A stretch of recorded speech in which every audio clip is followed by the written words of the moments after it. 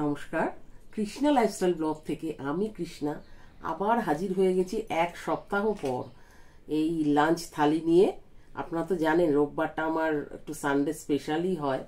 তো আজকে আমি কিন্তু কোনো রিচ খাবার বানাইনি, খুব হালকার মধ্যে এবং যে খাবারগুলো আমরা খুব ভালোবাসি খেতে গরমে সেই খাবারগুলোই বানিয়েছি। তা বলুন আপনারা কেমন সবাই আছেন? আমি তো আছি মোটামুটি, দেখছেনই এরকম হই হুল্লোড় করে বেঁচে থাকতে ভালোবাসি। খুবই সাদামাটা একটা আমার জীবন, আমি একটা মধ্যবিত্ত ঘরের মানুষ, ভীষণ ভীষণ সাদামাটা একটা জীবন। তার মধ্যে আমি বেঁচে থাকার একটা রসদ বার করে ফেলেছি, মানে আমি এভাবেই থাকি।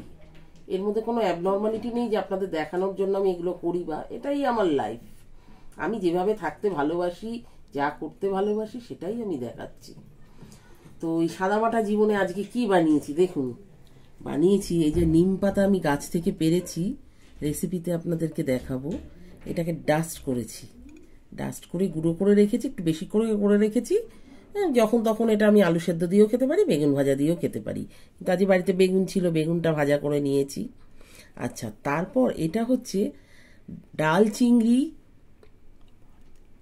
বলুন তো এটা কি? ডাল চিংড়ি ভর্তা।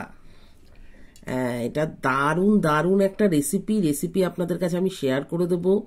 আপনারা কাল পরশুর মধ্যেই দেখতে পেয়ে যাবেন। অসাধারণ একটা আইটেম, মানে এই দিয়ে পুরো ভাতটা আপনারা খেয়ে ফেলতে পারেন। রেসিপিটা আমি শেয়ার করে দেবো পরে, অবশ্যই অবশ্যই দেখে কিন্তু নেবেন, আর দেখে বলবেন কেমন হয়েছে। এটা অসাধারণ একটা রেসিপি। আর এটা হচ্ছে লাউয়ের খোসা বাটা।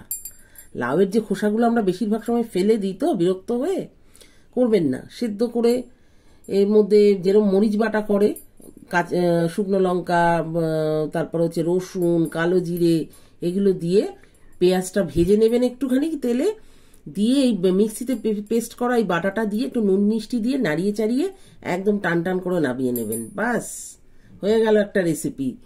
আচ্ছা, এরপরে এটা হচ্ছে আজকে একদম জ্যান্ত রুই মাছ আমি বাজার থেকে এনেছি আজকে। তো সেটারই একটু ধনে পাতা, একটু কচি কচি ধনে পাতা লাগবে এটার সাথে। ধনে পাতা, কাঁচা লঙ্কা, রসুন, একটু নুন মিষ্টি, আর ফোড়নে হচ্ছে কালো জিরে আর কাঁচা লঙ্কা ভাজা দেবেন। তো সেই দিয়ে এই রেসিপিটা বানানো হয়েছে।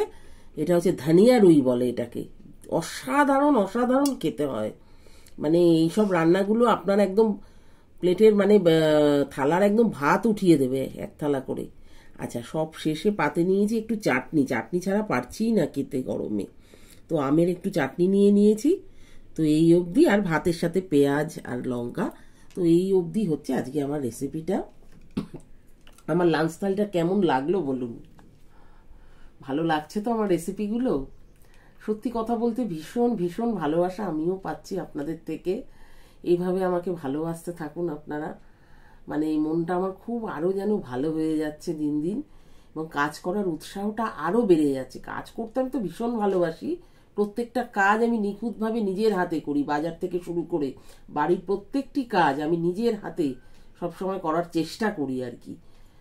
তো এখন সত্যি কথা বলতে আপনাদের ভালোবাসা পেয়ে আরও যেন মানে ইচ্ছেটা একটু বেশি হয়ে যাচ্ছে, যে আমাকে আরও সুন্দর করে কাজটা করতে হবে, আমি এটা পারি, আমাকে ভালো করে বাঁচতে হবে, সুন্দর করে জীবনে এগিয়ে যেতে হবে। তো এর জন্য আপনাদের প্রচণ্ডভাবে ভালোবাসা প্রয়োজন, সাপোর্ট প্রয়োজন। তো অবশ্যই তাহলে কি করছেন, সাবস্ক্রাইবটা করে নিন। যারা যারা এখনো অবধি আমাকে লাইক, কমেন্ট, শেয়ার এবং সাবস্ক্রাইব করেননি, প্রত্যেকে ইচ অ্যান্ড এভরি সাবস্ক্রাইবটা অবশ্যই করে নেবেন, এবং লাইক, কমেন্ট, শেয়ার তো অবশ্যই অবশ্যই করবেন। ঠিক আছে, তাহলে আজকের মতো আমি একটু এখন খিদে পেয়ে গেছে, খেতে বসতে হবে। তো এই পর্যন্ত, চলুন, টাটা।